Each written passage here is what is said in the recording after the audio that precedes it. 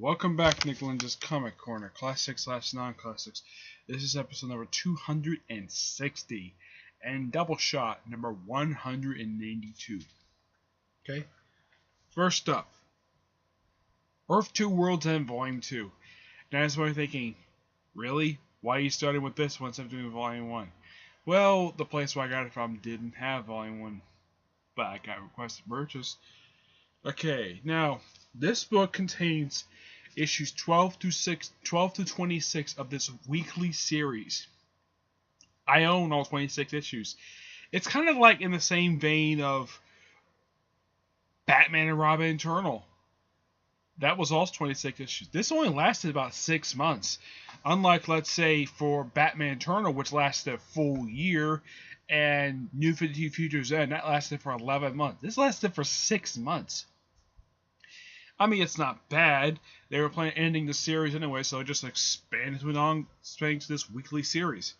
But at least this did now here's something about a coincidence that when this series first started almost 2 years ago, at the same week the first issue of this series came out, the first issue of Avengers and X-Men Access came out. The same exact week. But there's a unique difference. When the first issue of this series came out, it got people caught off, people who probably were not reading the main Earth 2 series at this point.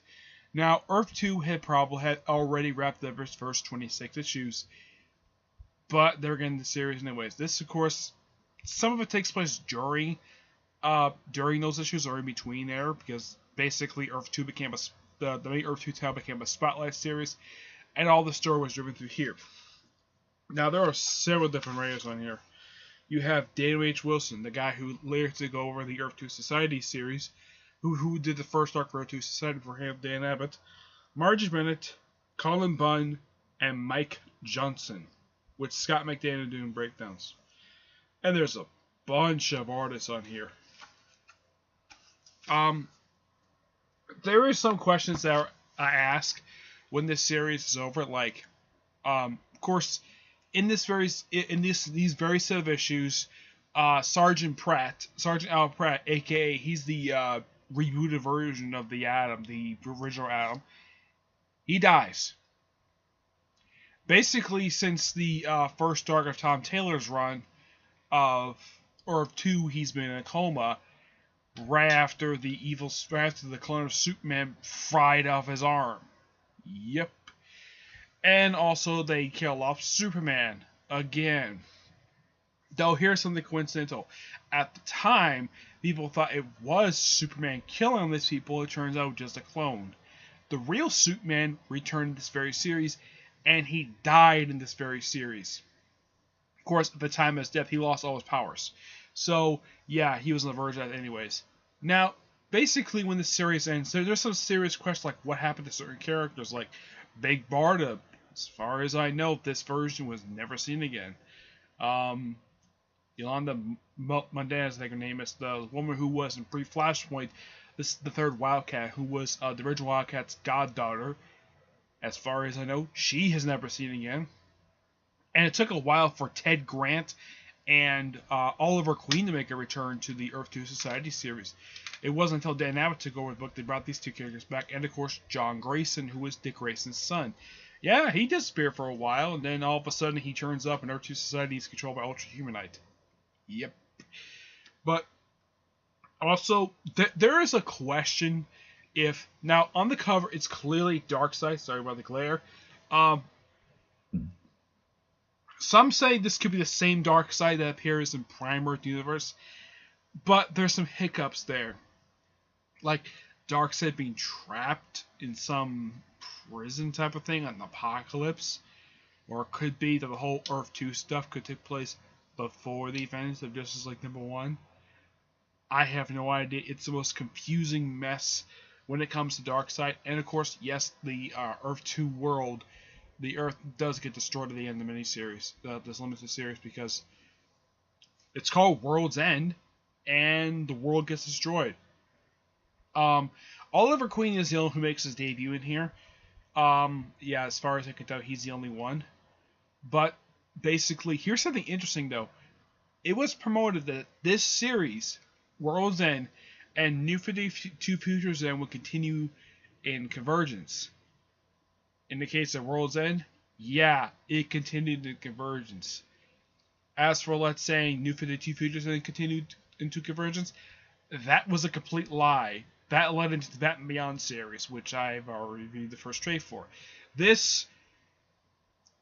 issues in here are very good, and also there's some question exactly where certain characters are. I mean, currently, characters seen here have not made returns since then. Besides Yolanda, and yeah, she's not made return yet. Let's see, who else? Big Barda. This World's Mr. Miracle has mysteriously disappeared. He has not returned since then. Let's see, who else? I'm trying to think. Trying to think. Well, I think Dr. Fate himself does return in the pages of R2 Society. I think he does. I'm trying to remember who else doesn't return. Yeah. Well, I know that Batman doesn't, because he dies in Convergence. I'm trying to remember who else has a return here.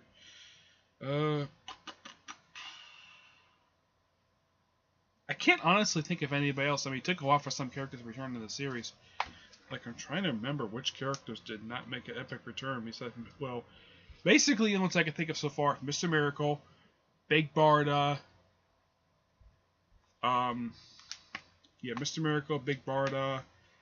I know Lois returns. So is John Grace. I know that. Oh, I remember now. Solomon Grundy. Sam, who was Alan Scott's sort of fiance, he doesn't return either. And Yolanda definitely. Yeah, so basically a small handful of characters who've not been seen since the series ended. And I'm like, where the heck are they? I mean, in case you're wondering where the heck Our Man is, yeah, he does show up in the Earth 2 Society series. I know, because I read it. But this is still really good, and out of the 3 weekly series, this is considered in second place, and it's widely considered that the New 52 Futures End is the worst one of the 3, but this one's still really good. I give it 9 out of 10, but I do also recommend picking up all 6 Earth 2 trades and the first volume of this before you get your hands on this particular book. Well, 6 takes place at the same time as this. Okay. Next up, Thor, Volume 2. Who Holds the Hammer? It's Jane Foster. Reviewing issue 8. This one is really short. It's only... Excuse me. I thought it was only 4 issues. It's like 5 issues in here. You not only have issues 6 through 8 of Thor Volume 4, you also have the Andy, which I knew that was in there, plus something I did not know until I read this trade. The 10th issue, What If, from the original volume of the series. Now, in the opening issue, when she's on Midgard, Earth, here's some artwork by Russell Denterman. Jason Aaron's on the writing for this. Now, as for the annual, here's something interesting though. Former WWE wrestler CM Punk co-writes the annual with Jason Aaron and Noelle Stevenson. CM Punk does the Thor, the drinking contest story, which I actually like that one. Jason Aaron does the female Thor story, and Noelle Stevenson, I believe, does the she does the probably the past Thor story. Not past Thor. I think it was future Thor. Yeah. Plus, you see return of Roz Solomon. First time since the previous series of Thor: God of Thunder she's been seen. I'd say since the Pendulum issue of that series. And one thing you gotta love by Jason Aaron, ever since he brought back Malekith, he has used his character a lot. Yes. In all 8 issues of this volume for Thor, he's been in every single one but 1 issue. Yeah, He only missed one. And I gotta hand it to them. And one thing I also love about the issues, they're very well serialized. Yeah. Um, and I know it continues right now as the Mighty Thor Volume 2. But yeah, this is still awesome. And I am enjoying reading Female Thor. I haven't come across any bad stories featuring her yet, and I do highly recommend picking this up. But I do recommend picking up the Thor God Thunder trade, which I believe there are, according to this, here's a picture of the God Thunder trades. There are 4 trades. Okay? Now, this one collects the first 6 issues. This one collects 1 through 5, 6 through 11. Actually, I think it's like 6 to 11. This one contains like 12 to like, I think it's 12 to 18, and this one contains 19 to 25.